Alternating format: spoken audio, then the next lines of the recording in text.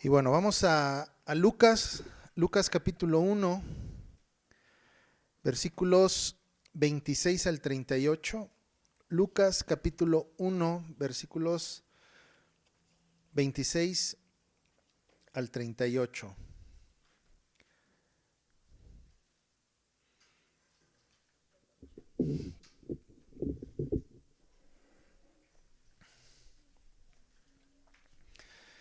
Bien, dice así: al sexto mes, el ángel Gabriel fue enviado por Dios a una ciudad de Galilea llamada Nazaret, y una virgen desposada con un varón que se llamaba José, de la casa de David, y el nombre de la virgen era María. Y entrando el ángel en donde ella estaba, dijo: salve, muy favorecida, y el Señor es contigo, bendita tú entre las mujeres. Mas ella, cuando le vio, se turbó por sus palabras y pensaba: ¿qué salutación sería esta? Entonces el ángel le dijo: María, no temas, porque has hallado gracia delante de Dios, y ahora concebirás en tu vientre y darás a luz un hijo, y llamarás su nombre Jesús. Este será grande y será llamado Hijo del Altísimo, y el Señor Dios le dará el trono de David su padre, y reinará sobre la casa de Jacob para siempre, y su reino no tendrá fin. Entonces María dijo al ángel: ¿cómo será esto? Pues no conozco varón. Respondiendo el ángel le dijo: el Espíritu Santo vendrá sobre ti, y el poder del Altísimo te cubrirá con su sombra, por lo cual también el santo ser que nacerá será llamado Hijo de Dios.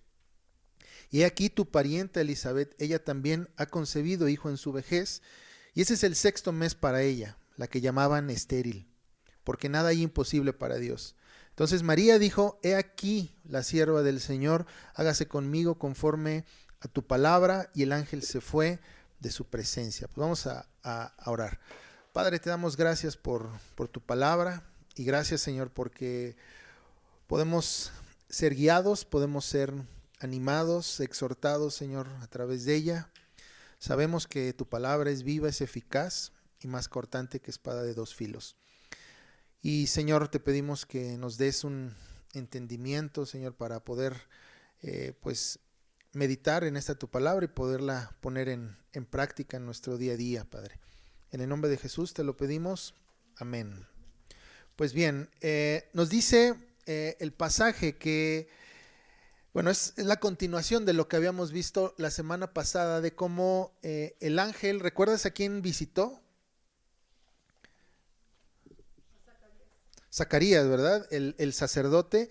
Y pues vimos que Zacarías, bueno, por lo que Lucas redacta, él era un sacerdote de un linaje también, pues ya largo, ¿verdad?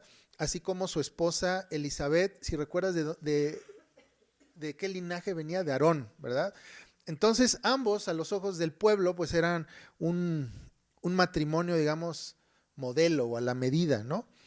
Sin embargo, había un problema, que era que ella era estéril y ambos eran ya viejos, ¿no? De edad avanzada. Ahora, ¿qué es lo importante de esto? Realmente no es el hecho de que ellos eran ancianos y querían hijo, no, sino que lo importante en esto es que Dios de alguna manera preserva y es fiel a su pacto, ¿sí? Recordemos que desde Abraham él había prometido que por medio de él las naciones serían benditas, y vemos cómo pues los sacerdotes, todo el linaje, ¿verdad? Desde Aarón, pues había tenido una cierta continuidad hasta que, por lo que leímos y meditamos la semana pasada, hubo un tiempo entre el Antiguo y Nuevo Testamento donde hubo un silencio por parte de Dios, que no hubo palabra, no hubo profecía, y pues uno pudiera pensar, bueno, el Señor ya se olvidó de nosotros, ya nos abandonó. Sin embargo, vemos que no es así, que incluso Dios continúa hablando, continúa preservando a su pueblo, de tal manera que ni siquiera las cuestiones naturales como la esterilidad de una mujer, ni las cuestiones de la edad pueden poner tropiezo al plan de Dios, ¿verdad? Ahora, en esta porción vemos cómo Gabriel, el mismo ángel, es enviado ahora a María, ¿sí? El mismo ángel que fue enviado a Zacarías ahora es enviado a María. Y bueno, este ángel, por lo que sabemos, es un ángel que está constantemente delante del Señor, y por lo que leemos incluso en Daniel, pues vemos que él es alguien que el Señor envía para dar un mensaje a ciertas personas. Ahora, en este pasaje, el ángel Gabriel se nos dice que fue enviado a la ciudad de Galilea, ¿sí? A una ciudad más bien de Galilea llamada Nazaret. Y esta ciudad era una ciudad que, pues, según los relatos bíblicos, no era una ciudad muy importante. A nosotros nos suena importante porque conocemos la historia, ¿verdad? Y tú escuchas Nazaret y es una ciudad importante para nosotros, pero para los contemporáneos, digamos, de María, de Zacarías, pues era una ciudad, pues, irrelevante, hasta podríamos decir, ¿no? Recuerda que estamos situados en el tiempo del reinado del rey Herodes, y para la gente de ese tiempo, pues Nazaret no representaba mucho.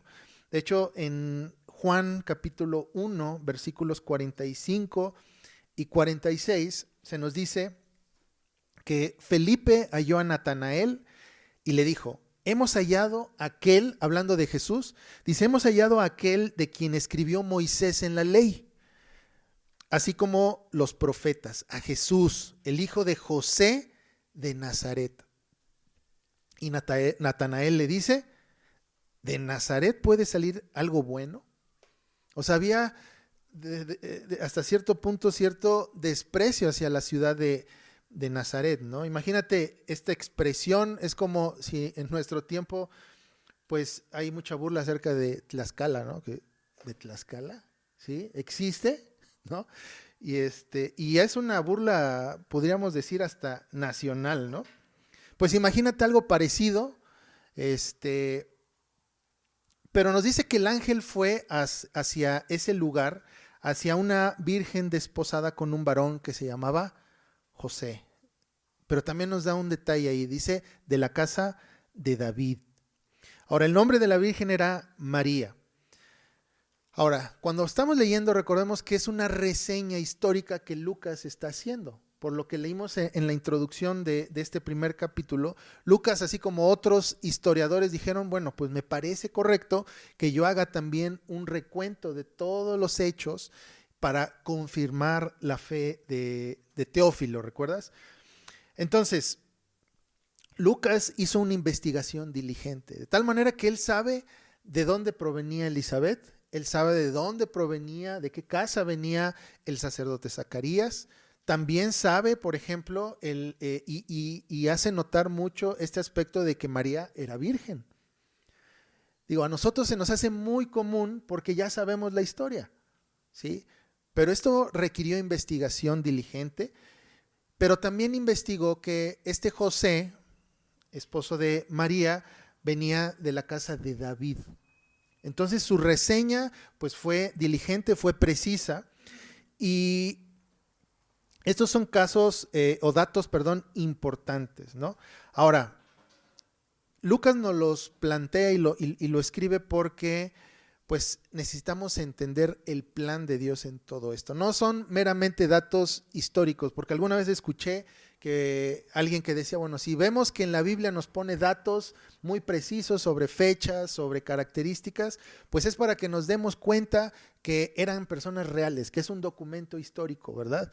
Sin embargo, no creo que sea el propósito enteramente. Yo creo que el propósito es ver cómo Dios preserva en la historia a su pueblo, ¿sí? Y cómo Dios, a pesar de las circunstancias, pues podemos ver claramente su fidelidad, ¿no?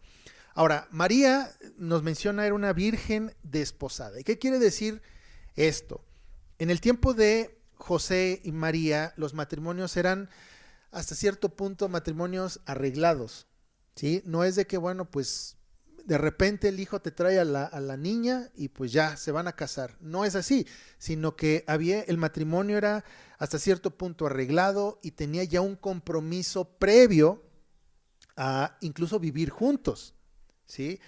Y este compromiso era un compromiso fuerte. Ahora, no hablamos de compromisos basados en los sentimientos, sino el tipo de compromiso nos va a hacer ver la importancia que estas personas le daban, ¿no? Y creo que incluso nosotros les deberíamos de dar.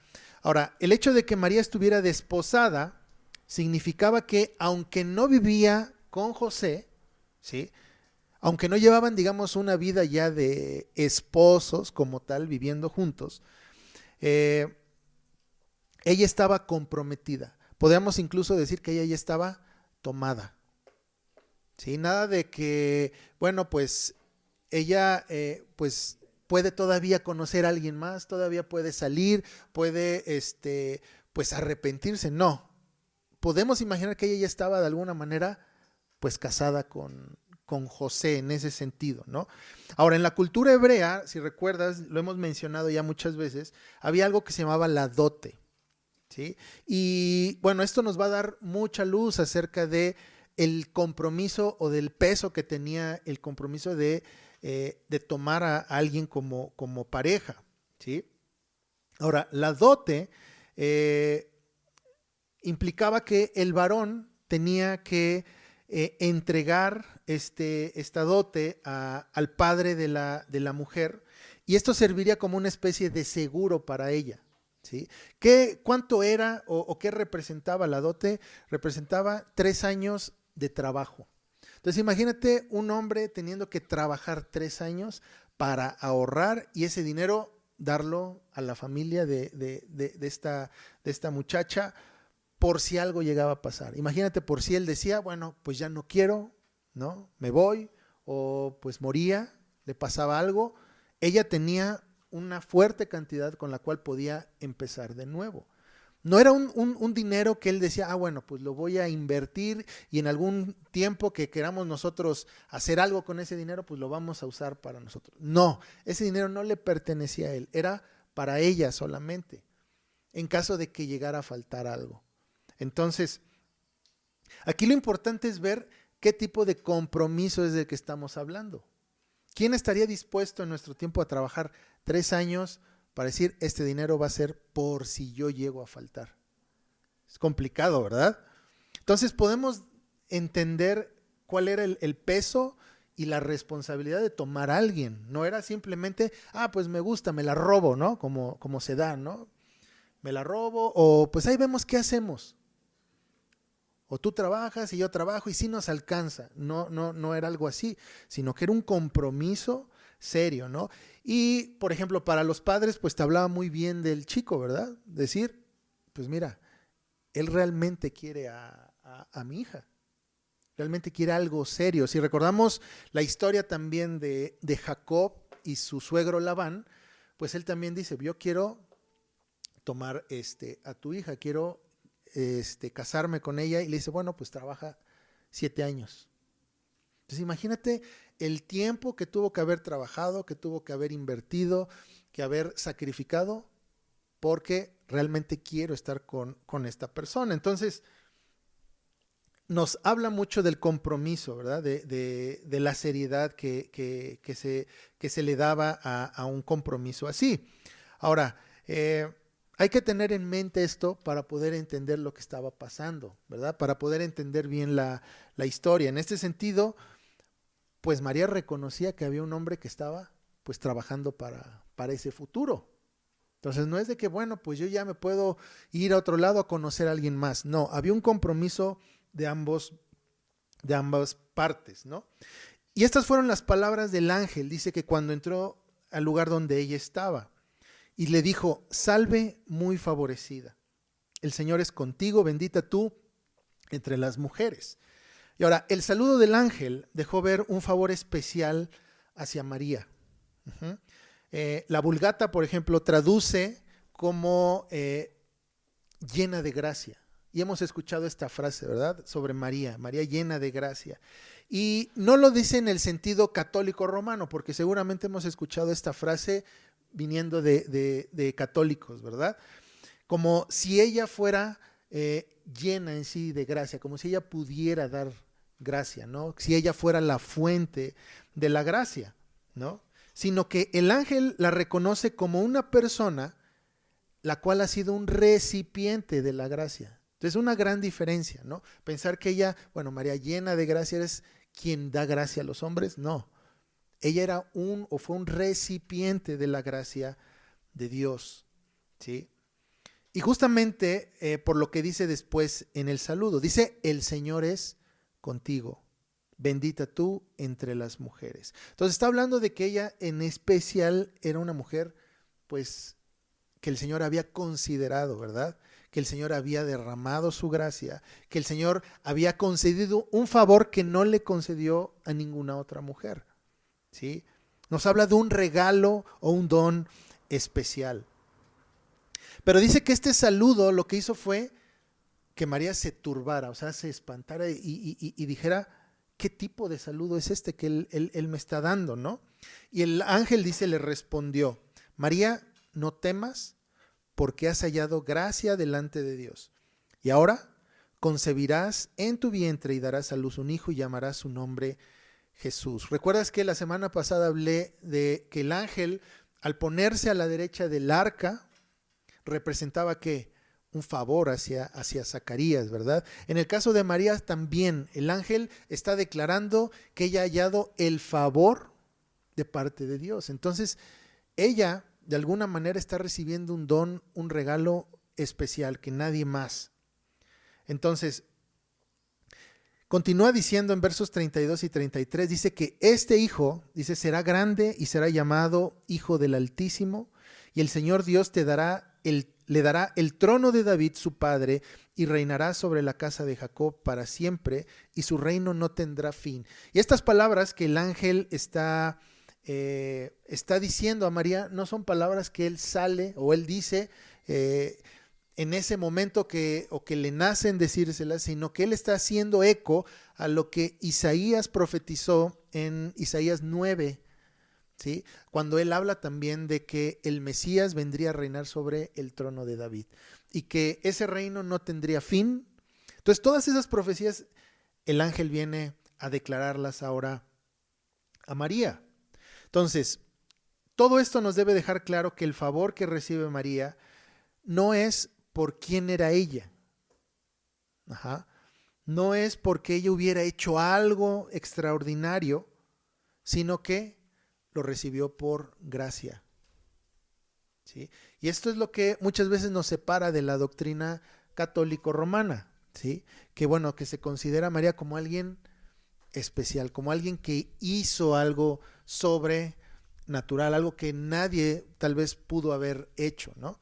Entonces, en este caso nosotros reconocemos que sí, efectivamente fue alguien que recibió un don especial, alguien que el Señor consideró darle por encima de otras mujeres. Eso sí es un hecho. Sin embargo, no es algo que ella hizo, no es algo que ella tuviera inherentemente, ¿sí?, que la hizo especial, sino, como dijo el ángel, llena eres de gracia. O sea, realmente eres un recipiente en el cual el Señor ha depositado gracia abundante, ¿sí? Entonces, el regalo, el don de ser la habitación de aquel en quien vivimos, no es cualquier cosa, es un don, es un regalo especial. Ella es la madre del Señor. Ahora, las características que el ángel da acerca del hijo que concebirá María, deja claro que era el Mesías, ¿sí?, que tanto esperaban los hebreos. Recuerda que ellos vivían siendo oprimidos por los romanos, estaban siendo oprimidos incluso por el rey en ese tiempo que era Herodes. Entonces ellos esperaban de alguna manera un rey como el que tienen las demás naciones, un rey fuerte, un rey, digamos, que ocupara un cargo político muy importante, ¿sí?, que a los ojos de las demás naciones pues le temieran, o que él pudiera decir, ¿sabes qué, César? Pues quítate porque yo soy el legítimo rey. Eso es lo que ellos esperaban, un rey poderoso. Entonces los hebreos esperaban a alguien así. Y en cierto modo este rey vendría y vendría a reinar. Y así como dice la profecía en Isaías 9, su reino no iba a tener fin.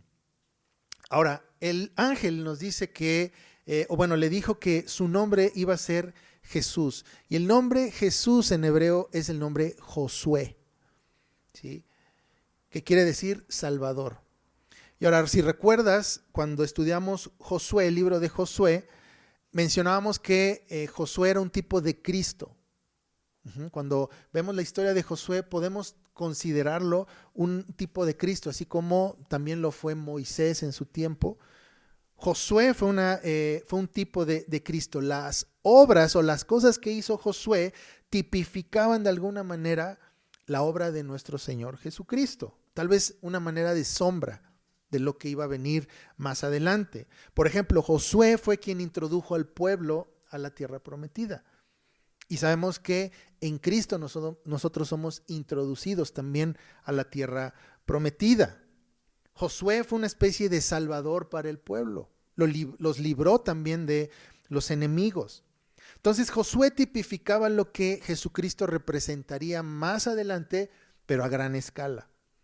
Ahora, María conocía las profecías y entendió que este hijo iba a ser el Salvador. Entonces, mientras vamos nosotros adentrándonos en la historia, vemos que María conocía las profecías. No era cualquier muchacha, ¿sí? Era alguien que conocía su historia, es alguien que sabía qué es lo que venía y sobre todo que creía en esto, ¿sí?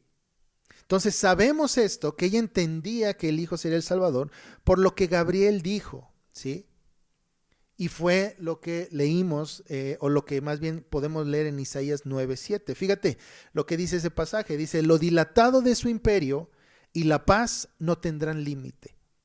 Sobre el trono de David y sobre su reino, disponiéndolo y confirmando en juicio, en justicia desde ahora y para siempre, el celo de Jehová de los ejércitos hará esto.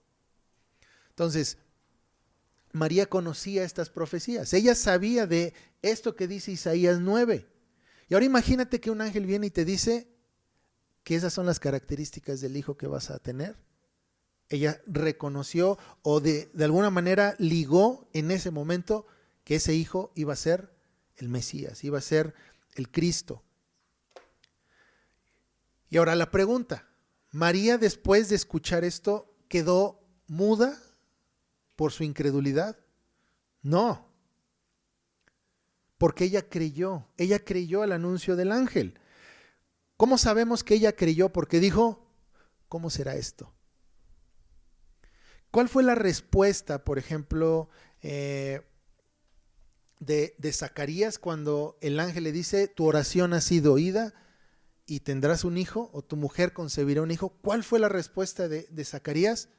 Pero pues si ya somos viejos, mi mujer es estéril, o sea, ¿cómo a mi edad? Entonces entendemos que lo que hizo fue, de alguna manera, cuestionar no puede ser. ¿Qué no estás viendo? O sea, los sentidos lo que nos dicen es otra cosa, no es que no es algo, digamos, lógico, sino lo que tú me estás declarando es algo que sale fuera de toda lógica. Pero en el caso de María es diferente. Ella dice, ¿cómo será esto? O sea, la pregunta de María no es en un sentido de incredulidad, sino decir, pues necesitamos un varón, ¿no? O sea, sí, pero ¿cómo va a ser esto? Dime el plan entonces, ¿no? Es en ese sentido. Naturalmente necesitamos a un varón. Entonces, como mencioné, el que María creyera el mensaje del ángel nos indica que ella conocía las profecías y sobre todo ella también las esperaba. Ella también, así como conocía esta profecía que leímos en Isaías 9, ella también conocía aquella profecía que decía que una virgen concebirá, ¿verdad? Entonces la pregunta de María no fue de incredulidad, sino de interés. Ajá, entonces dime, ¿cómo va a ser esto? ¿Sí? Dime el plan entonces. Ahora, el ángel le respondió y le dijo, el Espíritu Santo vendrá sobre ti y el poder del Altísimo te cubrirá con su sombra. Por lo cual también el santo ser que nacerá será llamado Hijo de Dios.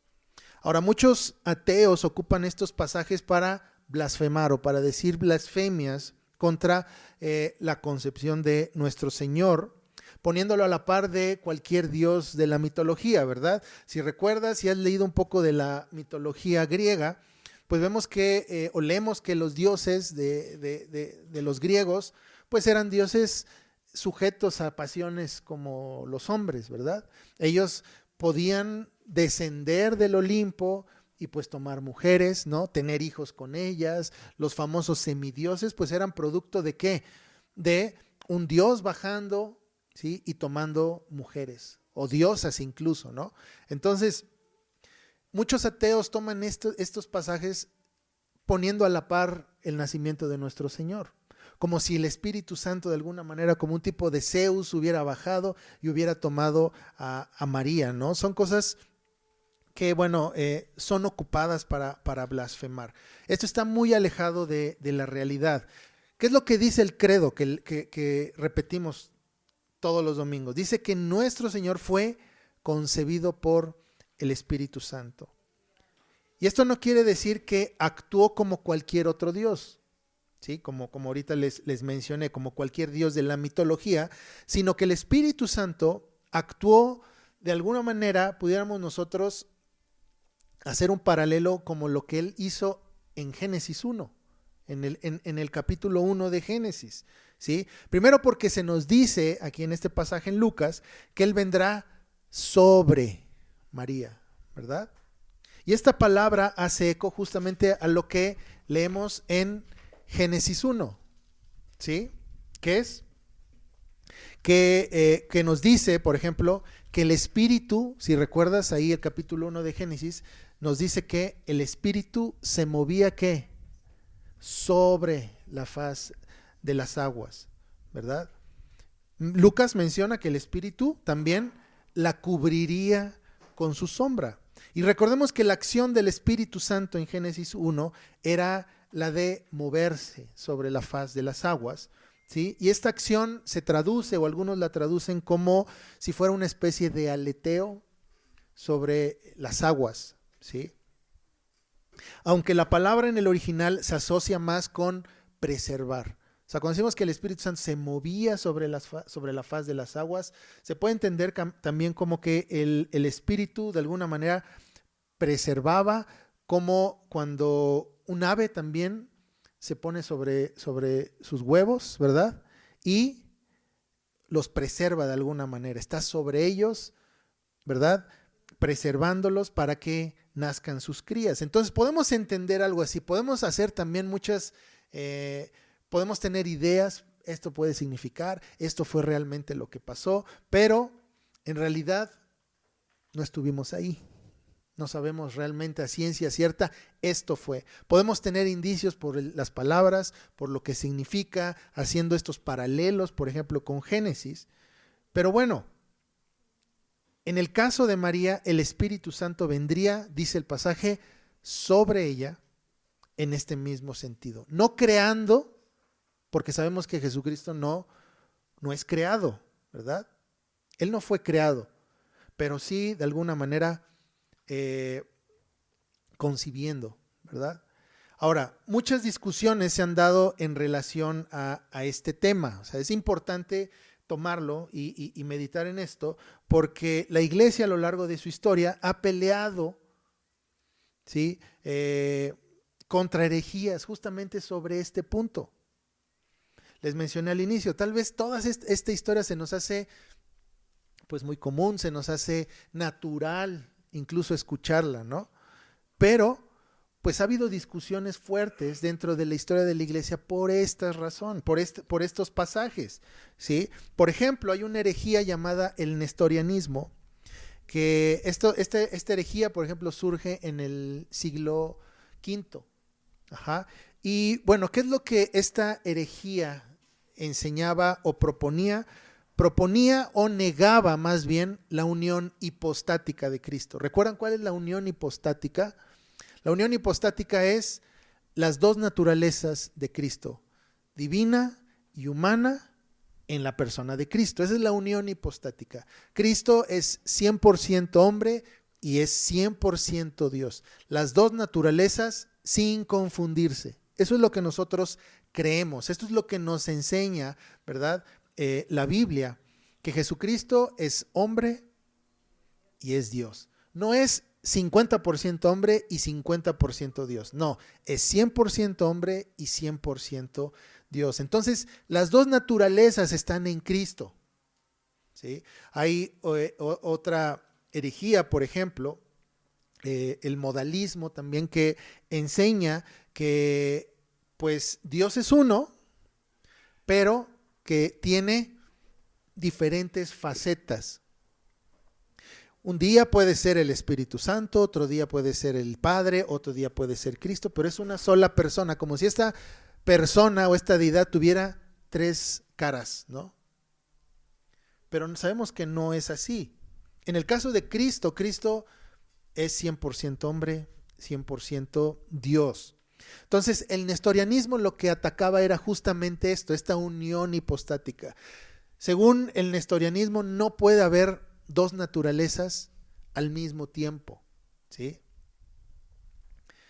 Es por eso que esta herejía fue condenada en el año 431 en el concilio de Éfeso. Entonces, fíjate, ahí es donde también nos ayuda a entender que las confesiones, los credos, son importantes.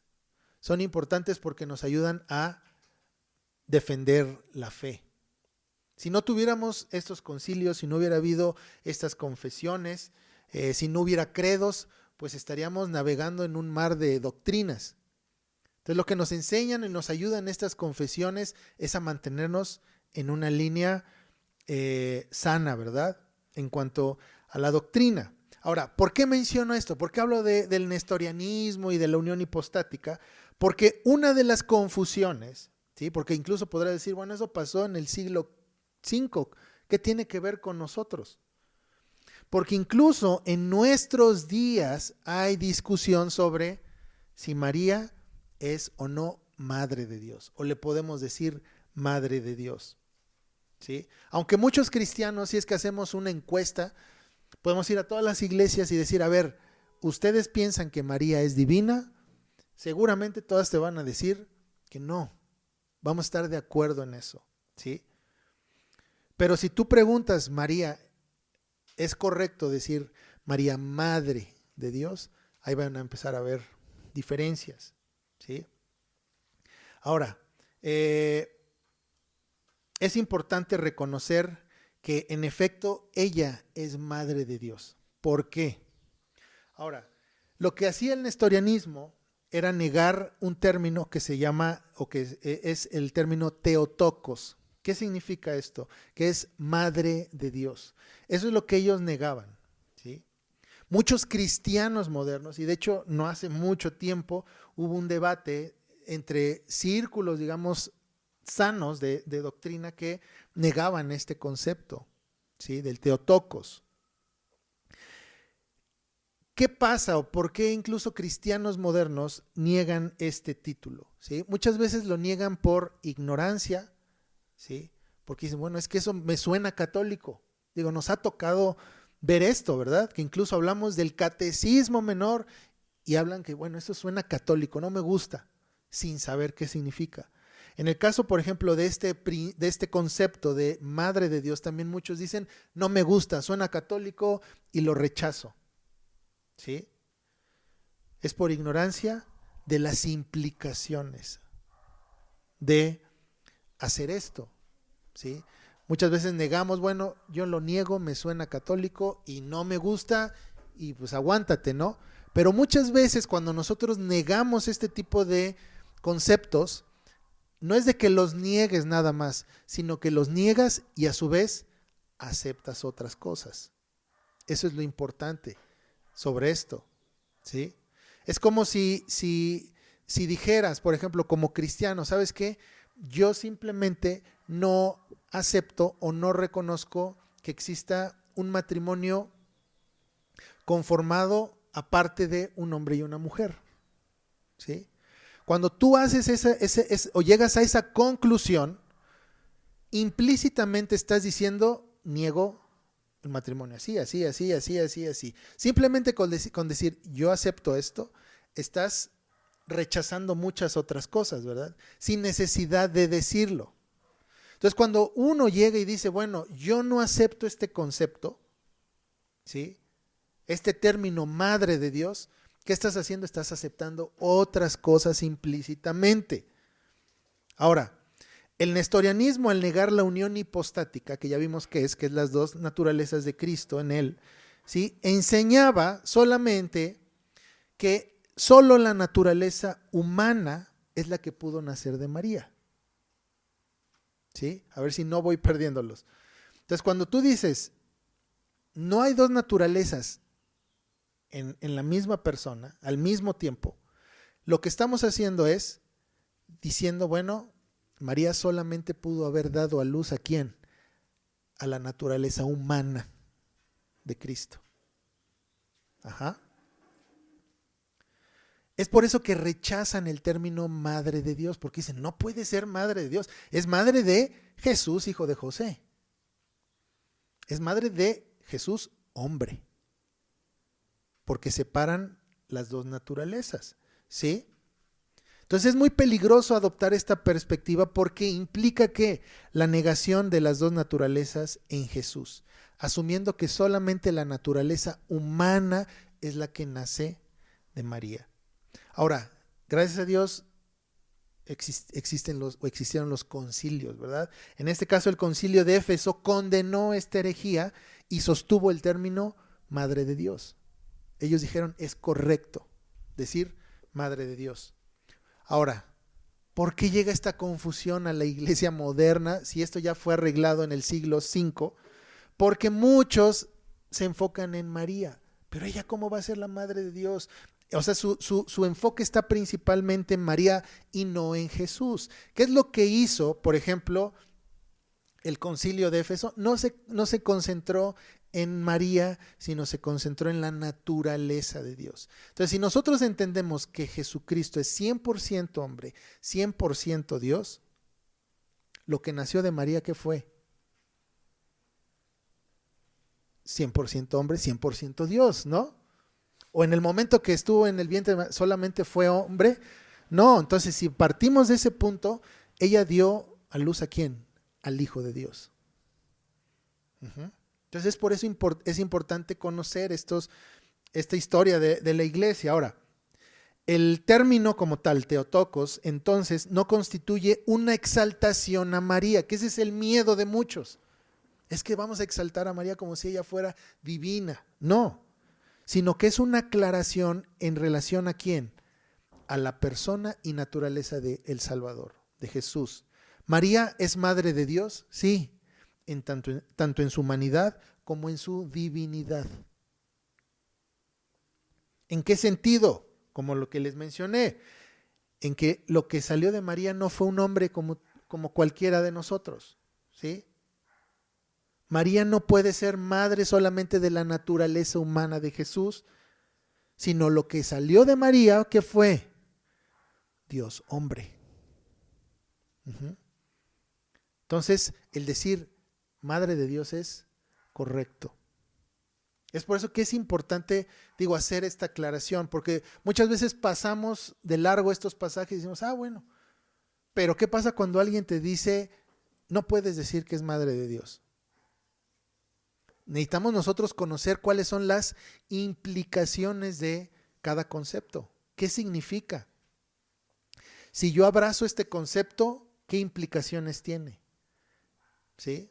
Por ejemplo, si yo abrazo el concepto de que es correcto decir María, Madre de Dios, implícitamente estoy reconociendo las dos naturalezas de Cristo.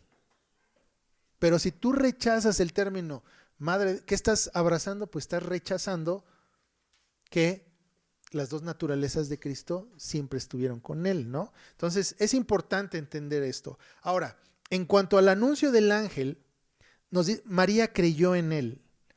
Y el ángel no solamente se queda con eso, sino que comparte también la noticia de que su prima Elizabeth había concebido hijo en su vejez. Y aclara un punto importante, porque María sabía que su prima era anciana. De hecho, María era una jovencita y su prima en ese tiempo era una mujer grande, ¿sí? Sin hijos. Entonces, esta idea de que tenía una prima grande sin hijos seguramente estuvo en su mente toda su vida. De hecho, cuando María probablemente nació, su prima ya era grande y no tenía hijos. Y ya la conocían tal vez como, pues tu prima es la que no tiene hijos, ¿no? O es mi prima, la grande, ¿no? Entonces imagínate, tú naces y conoces a tu prima y sabes que ella, pues ya es mayor y no tiene hijos y al parecer no va a tener hijos. Esto tienes en tu mente y de repente llega alguien y te dice, tu prima Elizabeth va a concebir un hijo. Debió haber sido muy impactante también para María, mi prima, ¿no? La que, pues, ya habíamos dicho que no iba a tener, que ella misma se había dado por vencida y ya se habían hecho a la idea, sí, ella. Y el ángel enfatiza algo en verso 37 diciendo, porque nada hay imposible para Dios. Y en este mismo sentido María responde al ángel y le dice, he aquí la sierva del Señor, hágase conmigo conforme a tu palabra. Y el ángel se fue de su presencia. Ahora, mientras leí este pasaje, justamente este versículo 38, me quedé pensando sobre las implicaciones del llamado de Dios a la vida de María. No sé si te has puesto a pensar en esto, ¿sí? Les digo, es que es común que pasemos de largo estas páginas porque ya sabemos la historia. Pero no sé si han pensado en esto, ¿sí? María, o más bien pensado sobre la vida de María antes del encuentro con Gabriel. ¿Cómo habrá sido la vida de María antes del encuentro con el ángel? Seguramente ella tenía una vida normal, ¿sí? Estaba desposada. ¿Y qué pasa en la mente, no? De una jovencita. Pues mira, pues posiblemente está viendo con cierta expectativa qué va a pasar, ¿verdad? ¿Qué vamos a hacer? ¿Dónde vamos a vivir? ¿Qué es lo que vamos a hacer? Nuestros hijos, ¿cómo se van a llamar? O sea, muchas ideas acerca del futuro, ¿no? Recuerda que era una jovencita como cualquier otra. Entonces tenía planes como cualquier otra persona, ¿sí? Estos planes donde, pues el Señor va con nosotros y pues nosotros, lo que nos toca a nosotros es planear, es hacer bien las cosas, ¿sí? No sé lo que me espera junto a mi esposo, pero pues va a ser emocionante, ¿no? Sin embargo, cuando el ángel viene a su presencia, ella no sabía que ese día iba a cambiar completamente su vida. La idea, por ejemplo, de futuro que ella tenía sería radicalmente diferente a lo que llegó a pensar un día antes, por ejemplo. Ahora, el camino que estaba ella tomando era un camino muy complicado, no solamente en lo personal, sino en lo social.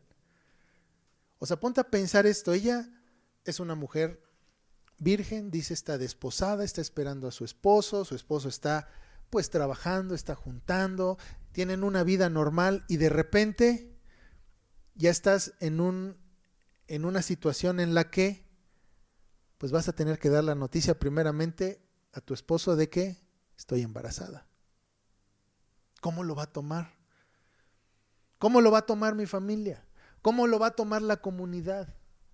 Sí, porque no estamos hablando de grandes ciudades, estamos hablando de una ciudad donde posiblemente se conocían. Entonces un día antes estaba como sin nada pensando en un futuro, de cierta manera tranquilo, ¿no? Feliz, y de repente vienen complicaciones. ¿Qué va a pasar? ¿Cómo va a reaccionar José? ¿Cómo va a reaccionar mi familia? La gente que me conoce. ¿Qué va a pasar conmigo? ¿Me apedrearán? ¿O qué va a pasar? O sea, realmente lo que viene es complicado. Pero lo asombroso y lo que nos debe realmente maravillar sobre María fue la completa disposición de cumplir con el llamado. Y esto creo que es importante para que nosotros podamos tener esta misma actitud, es el reconocer que no nos pertenecemos a nosotros mismos. Alguna vez hablamos sobre el catecismo de Heidelberg y la pregunta 1 nos dice, ¿cuál es tu consuelo tanto en la vida como en la muerte? Y la respuesta dice que no me pertenezco a mí mismo, sino a mi Señor. Y es eso, esa es la mentalidad que tenía María, no me pertenezco. ¿Qué me va a decir José? No lo sé. ¿Qué me va a decir mi familia? ¿Qué me va a decir la sociedad? No lo sé. ¿Y qué es lo que dice ella? He aquí la sierva del Señor. Hágase conmigo conforme a tu palabra. Ahora María se reconoció como ¿qué? Como una sierva. ¿Y qué es esta palabra? La palabra sierva es la palabra dule, que es de donde viene la palabra también dulos, que es en griego esclavo. Entonces ella lo que dice al ángel dice, he aquí la esclava del Señor. ¿Qué puede decir un esclavo a su amo? Oye, Señor, pero mira qué va a pensar mi esposo. Hágase conforme a tu palabra, amo. Esa es la contestación, ¿verdad? Ahora podemos entender, mira, por qué el Señor decidió vertir su gracia sobre esta mujer. ¿Sí? A pesar de todo lo que posiblemente iba a venir en su vida, pues del chisme, la murmuración, el que la vean mal, ¿verdad? Y no sabemos si hasta agresión física posiblemente. Ella dice, he aquí la esclava del Señor. Que se haga conforme a tu palabra. Entonces los planes de un futuro tranquilo o un futuro a nuestro gusto, debemos entender que siempre están sujetos a cambio sin previo aviso. ¿Sí? Y es algo que debe de ser una constante en nuestra vida. ¿Cuántas veces hemos planeado, mira, es que ya tenemos cierta tranquilidad, no sé, tal vez económica o tal vez cierta tranquilidad emocional en casa y de repente cambia todo? Y justo ayer pensaba, y lo he dicho en otras ocasiones sobre esto mismo, de cómo puede cambiar rápidamente el plan que Dios tiene para la vida. Por ejemplo, en el caso con Roger. Cuando estuvimos viviendo junto a ellos, que estuvimos como 4 o 5 años, podíamos ver realmente cómo iba su vida. Podemos decir, mira, están trabajando, no conocen el concepto de jubilación, siguen constantes, trabajan, tal vez se han dado un paso atrás, pero siguen en la obra, siguen trabajando, ¿sí? Y conocíamos muy bien, por ejemplo, cómo eran sus tardes, cómo eran sus mañanas, sus fines de semana, y en algún momento llegamos a pensar, nos gustaría tener ese futuro en algún momento, ¿no? Tranquilos, mira, trabajando, sirviendo al Señor, ¿verdad? Con un montón de nietos, ¿no? Y un año planearon ir a pasar la Navidad con sus hijos. Van un 22, me acuerdo, y tenían planeado regresar el 28 de diciembre. Y de repente, pues ya no regresamos, porque hay que ir a ver un médico, que nos mandó con otro médico. Y esos 4, 5 días de vacaciones ya se volvieron 5 años casi, ¿no? Y en un momento cambió todo. Y decir, mira, hay paz, hay mucha tranquilidad. De repente el Señor dice, pues ya no, ahora va a ser así, ¿no? Entonces, ¿qué consejo podría dar? No nos casemos con una idea sobre el futuro de ya, así va a ser siempre, ¿sí? Porque no sabemos cuáles son los planes del Señor. Y caer en esta realidad de que el Señor cuando Él quiera puede cambiar de rumbo, ¿sí? Cambiar de rumbo y decir, pues ahora no es así. Ahora vas a tener que enfrentar estos retos, vas a tener que hacer esto, vas a tener que hacer lo otro. Y esa paz que tenías o esa tranquilidad que al parecer era inamovible, pues ahora son retos y retos y retos. ¿Y cuál es la respuesta que uno debiera tener? Y aquí el siervo, el esclavo. Haz conmigo lo que sea. Esa debe de ser la actitud. ¿Por qué sufrimos? ¿Por qué renegamos de Dios muchas veces? Porque nos creemos dueños del tiempo, del futuro. ¿Sí? Cualquier otra mujer puede haber dicho, Señor, pero ¿qué no ves que ya me voy a casar? ¿Qué no ves el futuro que tengo enfrente? Escoge a alguien más, ¿no? Pero no, ella decide, sí, lo que sea que venga. Y vemos más adelante y vamos a ver cuáles fueron las consecuencias de esto. Que no fue una vida tranquila, tuvieron que huir, ¿sí? Tuvieron que correr literalmente por su vida, pero eso fue lo que ella dice, he aquí tu esclava, que se haga conforme a tu voluntad, lo que tu palabra dice, que eso sea una realidad en mi vida. Entonces, eso es lo que debemos entender, ¿no? Entender que siempre el futuro no va a ser como queremos, sino como el Señor quiere. Y créeme, incluso en ese futuro difícil, complicado, es mejor que lo que nosotros llegamos en algún momento a pensar, ¿no? Entonces vamos a orar, vamos a dar gracias. Padre, te damos gracias por tu palabra, Señor, y gracias porque podemos venir a ella y encontrar refrigerio, podemos encontrar, Señor, tranquilidad, paz, guía para nuestras vidas. Y que a través de tu palabra podemos conocerte, podemos saber quién eres, saber cómo te manifiestas, Señor, en la historia, cómo nada puede poner tropiezo ni poner obstáculo a tu plan. Gracias, Señor, porque pues hemos sido rescatados, hemos sido, Señor, traídos a tu familia. Y todo esto gracias a que tú fuiste fiel a tu palabra, a tu pacto, Señor, y has preservado pues la semilla de tu Hijo Cristo a través de la historia, Señor.